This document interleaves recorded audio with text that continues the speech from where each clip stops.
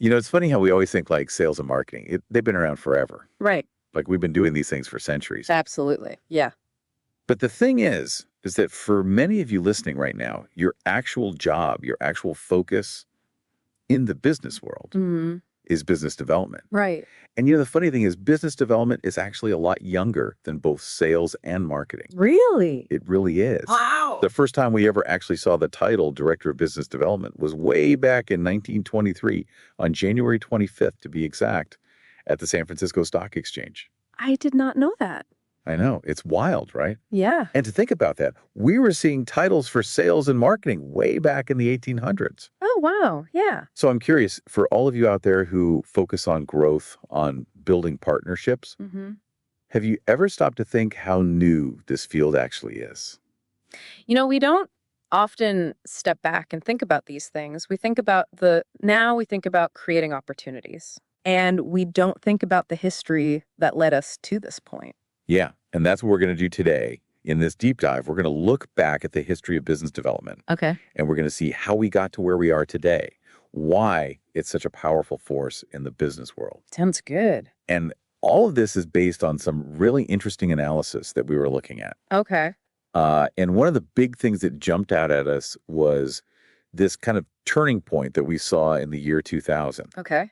What happened was the growth of leadership positions in sales and marketing, it actually peaked and then it started to go down. Oh, interesting. But at the exact same time, like in the 1980s and the 1990s, when we saw this slowdown, Yeah. the number of business development positions being created, Hmm. it just exploded. Huh. And that growth is still going on today. So what do you think that tells us? Well, it makes me think that maybe companies started to realize that to really grow, Yeah. you needed something more than just sales and marketing. It was about creating strategic partnerships. It was about finding new markets. And that's where business development comes in. I see what you're saying. So maybe there was this shift in focus towards a more strategic approach to growth. Exactly. And what's really interesting is that during this boom in business development in the 80s and 90s, Yeah. we saw the birth of a really important role, the business development representative, or the BDR. Right. The BDR. Yeah, it's like the foundation of how we do business development today. Yeah. I'd agree with that. And this isn't just like, an anecdotal thing. Yeah. There's actual data to back this up. Okay. In January 2022, LinkedIn put out this report, Hmm. and they said that the BDR role was the sixth fastest growing job in the entire U.S. Wow. 6. I know that's huge. Yeah. What that tells me is that there's now like a really clear path for people in business development, That's a great point. You start as a BDR and then you can move up to more senior roles. right? And that takes us all the way up to the C-suite.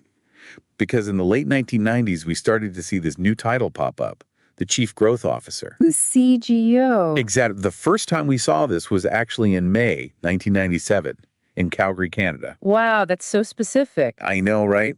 Mm. But what's even more interesting is that even though the title showed up in the 90s, Yeah. it didn't really take off until after 2010. Okay. Another LinkedIn report, this one from November 2020, showed that the CGO title was the second fastest growing C-suite title. Wow, second fastest. I know. And get this, in the first 10 months of 2020, it grew by 46%. That's incredible. 46%. That's massive. That tells me that companies are really starting to change how they think about growth. Yeah, they're taking it seriously. Yeah, it's not just about hitting sales numbers anymore. Right. It's about a bigger picture. Yeah, it's about creating value. It's about really getting into the market. So you're saying the CGO is more than just a fancy title. Exactly. It's not just about changing someone's job title. It's about having someone who can really drive growth. And there's this study from LinkedIn in February 2021 that said that the CGO is becoming just as important as the CMO. Really? And they said that the CGO is bringing together all this expertise from different parts of the business. Like what? We're talking marketing, sales, product development, even finance. Wow. It's all about working together to achieve these big growth goals. So it's like breaking down the walls between departments. Exactly. It's about working together. And having one person who's focused on growth who can bring everyone together. Right. And that's where we get to this idea of the business development professional pyramid. Okay. It shows you how the roles, the responsibilities, and the power of business development professionals are all growing. Interesting. So it's like a career ladder. Yeah, it's about moving up and having more influence, more authority, more responsibility. So it's not just about getting a promotion. It's about actually having more power to make a difference. Exactly. And it shows how far business development has come in such a short time. That's pretty amazing when you think about it. It really is. Yeah. So as we start to wrap up this deep dive into the history of business development, what are some of the big things you think our listeners should take away? Well, I think it's amazing to think about how business development is a relatively new profession compared to sales and marketing, but it's grown so fast. Yeah. And the second thing is that now we have a clear career path in business development. Right. You can start as a BDR and work your way up to CGO. Exactly. And the third takeaway is that business development is becoming more and more integrated. Yeah. It's not just about one department anymore. It's about the whole company working together. Right. It's about having a CGO who can bring everyone together and focus on growth. Those are some really great points. Thanks. So for everyone listening out there, I want you to think about how this history of business development, how this journey, how does it change how you see your job today? Right. And how does it affect your career path in this field that's always changing? Good question. Thanks for joining us for this deep dive. It's been a pleasure. We'll see you next time. See you later.